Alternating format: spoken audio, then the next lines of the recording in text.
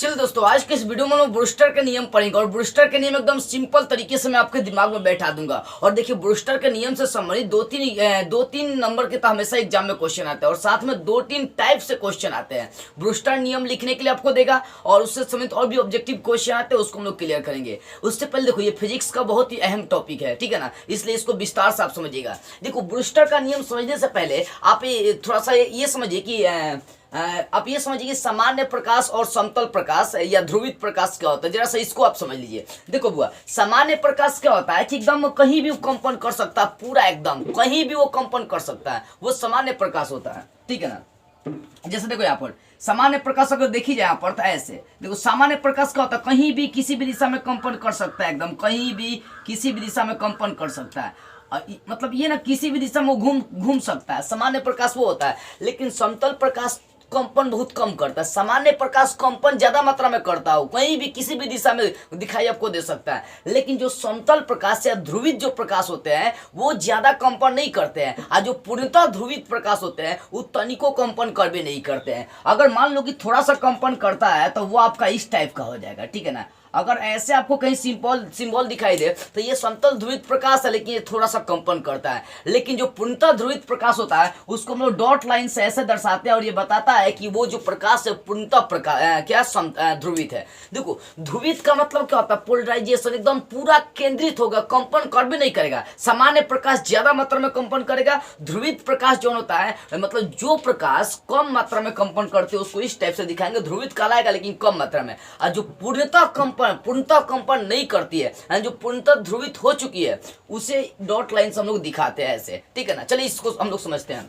देखो, सबसे पहली बात है, देखो ये आपका कोई समतल सतह है, इस पर ये कोई किरणें आ रही है तो आने वाले किरण को आपतित किरणें कहते हैं। ये आपतित किरणें आ रही है तो जब किसी समतल से टकराएंगे तो पर दो तीन घटनाएं घटती है। पहला तो वो टकरा कर वापस जा सकती है, इसको प्रवर्तित किरण कह सकते हैं। और दूसरा का वो अपवर्तित हो सकती है, सीधी निकल सकती है। और तीसरा का जब सतह पर टकरा रही है तो सतह उस किरण को क्या कर सकता है, शोषित कर सकता है। ये तीन घटनाएं घटती है, इतना तो क्लियर है, ठीक है ना। तीन घटनाएं टकराएंगी, वापस जाएंगी, प्रवर्तित हो सकता है, अपवर्तित भी हो सकता है सतह किरण को अपने अंदर खींच मिले, तो तीन घटनाएं होती है, ठीक है ना। जब प्रवर्तित होंगी तो प्रवर्तन, जब अपवर्तित होंगी तो अपवर्तन, और जब शोषित होगा तो अवशोषण, ठीक है ना। अब देखिए यहाँ पर जब ये किरणें आती है तो ये सामान्य किरणें आती है। कौन सा किरणें आ रही है, सामान्य किरणें आ रही है। असामान्य किरणें आ रही है तो भाई कंपन तो करेगा। अब कंपन करने का मतलब ये किसी भी दिशा में ही किरण है ना कंपन कर सकता है, किसी भी दिशा में, समझ में आई हुआ। तो सामान्य किरणें यहाँ पर गिर रही है। सामान्य किरणें गिरने के बाद क्या होता है कि इसी किरण का प्रवर्तन और अपवर्तन दोनों हो जाती है।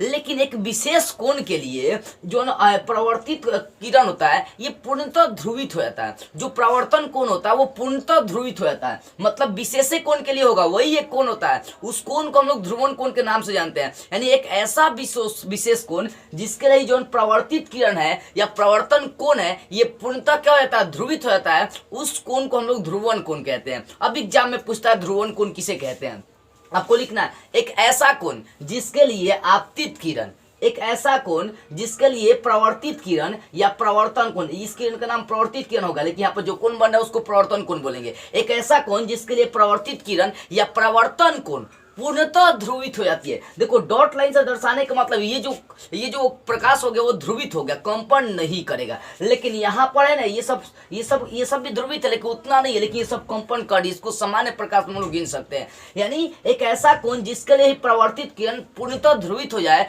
उस कोण को हम लोग ध्रुवन कोण या ब्रूस्टर कोण के नाम से जानते हैं। किस नाम से, ध्रुवन कोण या ब्रूस्टर कोण के नाम से जानते हैं। समझिए, ये सामान्य किरणें आ रही है, सतह से टकरा रही है, इसका प्रवर्तन और अपवर्तन हो रहा है। लेकिन एक विशेष कोण के लिए प्रवर्तन कोण या प्रवर्तित किरण पूर्णतः ध्रुवित हो जाती है, तो उस विशेष कोण को हम लोग ध्रुवन कोण के नाम से जानते हैं। अब वो विशेष कोण यहाँ पर कौन सा है, देखिए अब यहाँ पर विशेष कोण कौन सा है, आईपी है। समझिएगा ध्यान से, इसको थोड़ा सा नीचे कर रहा हूं। विशेष कोण आईपी है। इस आईपी को हम लोग कहेंगे ध्रुवन कोण या ब्रूस्टर कोण के नाम से जानी जाती है। ध्रुवन कोण या ब्रूस्टर कोण इसको हम लोग कहते हैं। इसी कोण के लिए क्या होता है कि ये जो किरणें होती है, जो प्रवर्तित किरणें होती है पूर्णतः ध्रुवित हो जाती है। अब देखो, अब प्रवर्तन के नियम से पढ़े कि आपतन कोण प्रवर्तन कोण के बराबर होता है, यानी यहाँ जो आपतन कोण बनेगा वही प्रवर्तन कोण हो जाएगा, ठीक है। अब यहाँ पर ध्रुवन कोण तो आपको समझ में आ गई, ठीक है ना। ध्रुवन कोण सामान्य प्रकाश ध्रुवित प्रकाश आपको समझ में आ गई। सामान्य प्रकाश कंपन ज्यादा करेगा, लेकिन ध्रुवित पूर्णतः ध्रुवित प्रकाश कंपन नहीं करता है। इतना देखिए, ये जो प्रकाश है ये कंपन नहीं करेगा, लेकिन ये वाला कंपन कर सकता है। अब उन्होंने देखा कि जब ध्रुवन कोण मेरे पास आ गया आईपी, ये ध्रुवन कोण कैसा है, तो उन्होंने देखा कि पूर्णतः प्रवर्तित किरणें जो है ना वो ध्रुवित हो जा रही है। तो किस कोण पर ध्रुवित हो रही है, उसी कोण को उन्होंने क्या बोला, उसको बोला ध्रुवन कोण। यानी जिस कोण के लिए है प्रवर्तित किरण पूर्णतः ध्रुवित हो जाती है, उस कोण को ध्रुवन कोण के नाम से जानी जाती है। अब उन्होंने देखा कि ये ध्रुवन कोण आईपी तो आ गया, एक काम करते इस ध्रुवन कोण आईपी का tan निकाल के देखते हैं। जब उन्होंने इसका tan निकाल के देखा तो ये उस माध्यम का अपवर्तनांक के बराबर थी। यानी ध्रुवन कोण का जब टेंजेंट निकाला, उन्होंने tan निकाला, स्पर्श जया निकाला, तब उन्होंने ये देखा कि उस माध्यम का अपवर्तनांक के वो बराबर हो जा रही है। तो इसका उन्होंने अपने ही नाम पर दे दिया, यानी ब्रूस्टर नाम के वैज्ञानिक ने इस चीज को देखा था। इसी कारण से इस नियम को ब्रूस्टर नियम कहते हैं, इसी को ब्रूस्टर नियम कही जाती है। मतलब क्या हो जाएगा, आईपी ध्रुवन कोण, तो ध्रुवन कोण की टेंजेंट या हिंदी में स्पर्श ज्या, यानी ध्रुवन कोण की स्पर्श ज्या उस माध्यम का अपवर्तनांक के बराबर होती है। इसी को ब्रूस्टर का नियम कहते हैं। तो ये ब्रूस्टर का नियम होगा। देखिए यहाँ पर सिंपल से बता रहा हूँ, आपतित प्रकाश का ध्रुवन कोण है, आपतित प्रकाश का यहाँ पर जो कोण बनेगा उसको हम लोग ध्रुवन कोण कहेंगे। इसलिए कहेंगे क्योंकि वो प्रवर्तित किरण को पूर्णतः ध्रुवित कर रही है, ठीक है ना। तो जो कोण प्रवर्तित किरण को या प्रवर्तन कोण को पूर्णतः ध्रुवित करती है, 100% ध्रुवित कर देती है, वही कोण कहलाता है ध्रुवन कोण। यानी आपतित प्रकाश का ध्रुवन कोण आईपी का टेंजेंट का मतलब स्पर्श जया या शॉर्ट में tan बोलेंगे इसको, ठीक है ना। तो ध्रुवन कोण का टेंजेंट उसके माध्यम का अपवर्तनांक के बराबर होती है। देखिए ध्रुवन कोण का टेंजेंट उसके माध्यम का अपवर्तनांक के बराबर होती है। इसी को बोला गया ब्रूस्टर का नियम। यही कौन सा नियम है, इसी को बोलेंगे ब्रूस्टर्स लॉ। क्या बोलेंगे, ब्रूस्टर का नियम, ब्रूस्टर का नियम। यही आपका कौन सा नियम है, ब्रूस्टर का नियम है, ठीक है ना। ये ब्रूस्टर का नियम है। तो पूछेगा एग्जाम में ब्रूस्टर का नियम लिखे तो कैसे लिखेगा, ब्रूस्टर का आपको नियम कैसे लिखना है, बस इतना बोलना है कि आपतित प्रकाश है, आपतित प्रकाश का ध्रुवन कोण, आपतित प्रकाश के ध्रुवन कोण का स्पर्श जय का मतलब टेंजेंट, आपतित प्रकाश के ध्रुवन कोण का टेंजेंट उस माध्यम के अपवर्तनांक के बराबर होता है। इसे ही ब्रूस्टर का नियम कहते हैं। अर्थात म्यू बराबर tan आईपी, आईपी ध्रुवन कोण है। अब एग्जाम में पूछता है ध्रुवन कोण किसे कहते हैं, समझाइए। तो चित्र से आप लिखिएगा ऐसे आपको लिखना इतना है कि जिस कोण के लिए परावर्तित किरणें पूर्णतः ध्रुवित होती है, उस कोण को ध्रुवन कोण कहते हैं। अब ध्रुवन कोण का जब tan निकाला गया तो वो माध्यम का अपवर्तनांक के बराबर आ गया। इसी को हम लोग बोलते हैं ब्रूस्टर का नियम कहते हैं। अब चलो इसको समीकरण 1 लेकर चलते हैं। आपको स्नेल का नियम मालूम होगा। स्नेल का नियम क्या कहता है, साइन आई बटा साइन आर, ठीक है ना। तो यहाँ पर तो आई आर क्या है, तो अपवर्तन कोण। भाई देखो यहाँ अपवर्तन कोण क्या लेकर चले हैं, क्योंकि देखो ये अपवर्तित किरणें और ये अभिलंब के बीच जो कोण बनता है उसको अपवर्तन कोण कहते हैं। ये तो आपको मालूम है पहले से भी।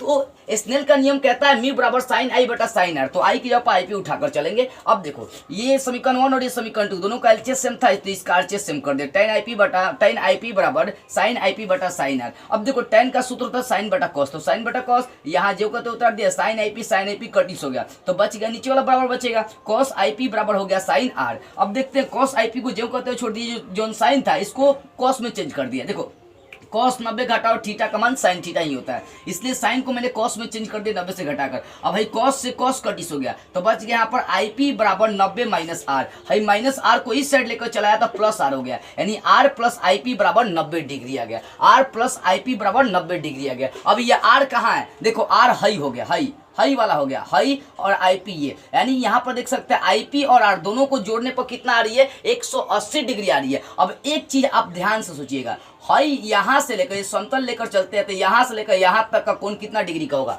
180 डिग्री का होगा। तो हाई वाला और हाई वाला जोड़ने पर 190 डिग्री हो रहा है। हाई वाला कोण ध्यान दीजिए, हाई वाला और ये वाला जोड़ने पर 90 डिग्री हो रहा है। तो इसका मतलब हाई और हाई भी जोड़ेंगे ना तो कितना आएगा, 90 डिग्री का। क्यों, क्योंकि समतल में यहाँ से यहाँ जब एक फेरा मार लेंगे रिजु कोण में 180 डिग्री हो जाता है, 180 डिग्री। तो इसका आधा तो भाई आपको मालूम चल गया 90, तो ये और ये जोड़ेंगे तो कितना हो जाएगा, 90। इसका मतलब यही हो गया ना कि हाई प्रवर्तित किरण और अपवर्तित किरण दोनों एक दूसरे पर क्या होते हैं, लंबवत। यानी इसका मतलब हो गया कि इनके बीच जो कोण बनेगा वो कितना डिग्री का बन जाएगा, 90 डिग्री का कोण बन जाएगा। अब कहता है कि सिद्ध करिए कि प्रवर्तित किरणें अपवर्तित किरणें के लंबवत होती है। तो बाबू आपको यही तक लाना पड़ेगा, ये प्रोसेस लाना पड़ेगा, ठीक है ना। देखो अगर ये पूरे समतल 180 डिग्री घूम रही है तो यहाँ और यहाँ दोनों को जोड़ने पर 180 डिग्री आ गया, क्योंकि आई पी और प्लस आर, ये आर है, आई पी आर दोनों को जोड़ने पर 90 हो रही है, तो हाई और हाई जोड़ देंगे तो कितना आ जाएगा, 90 आ जाएगा। तो ये वाला कौन सा कोण है, ये आपका कौन सा किरण है, अपवर्तित किरण है, प्रवर्तित किरण है और ये अपवर्तित किरण है। तो प्रवर्तित किरण और अपवर्तित किरण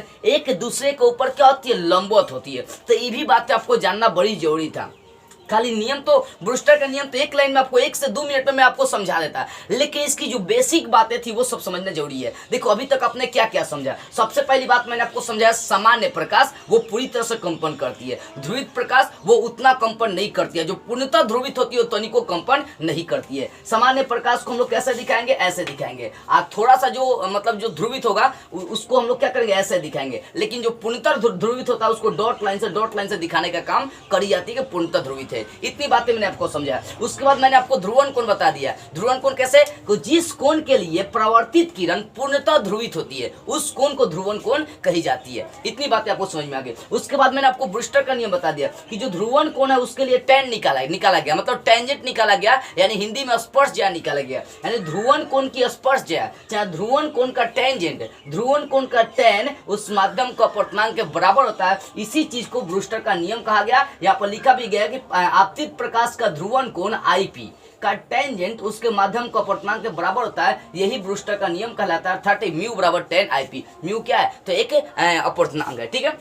अब स्नेल के नियम से देखेंगे तो म्यू बराबर साइन आई बटा साइन आई पी बटा साइन आर हो जाएगा, ठीक है ना। स्नेल का नियम, ये समीकरण 2, समीकरण 1 और समीकरण 2 का एलएचएस सेम है, आरएचएस सेम कर दिया, यहाँ से काट कपट किए तो यहाँ पर देख सकते हैं आईपी बराबर 90 माइनस आर आ गया, माइनस आर को इधर ला दी तो प्लस आर हो गया, आर प्लस आईपी बराबर 90 डिग्री आएगा। तो आर प्लस आईपी, ये आईपी और आर दोनों को जोड़ दिएगा 90 डिग्री होगा, तो ये वाला भाग में ये और ये दोनों को जोड़ेंगे 190 हो जाएगा। यानी आपतित ये प्रवर्तित किरण और अपवर्तित किरण एक दूसरे पर कितना होगा, क्या होगा, लंबवत होगा। तो ये चीज आपको दिखाना था। तो चलिए विस्तार से आपको ब्रूस्टर का नियम समझ में आ गई होगी, और उससे संबंधित जो ऑब्जेक्टिव क्वेश्चन या लॉन्ग टाइप का क्वेश्चन करता है वो भी आपको समझ में आ गई होगी। तो बस आज के इस वीडियो में इतना ही। अगले वीडियो में हम लोग इसके अगले वाले टॉपिक को स्टार्ट करते हुए फिर मिलेंगे।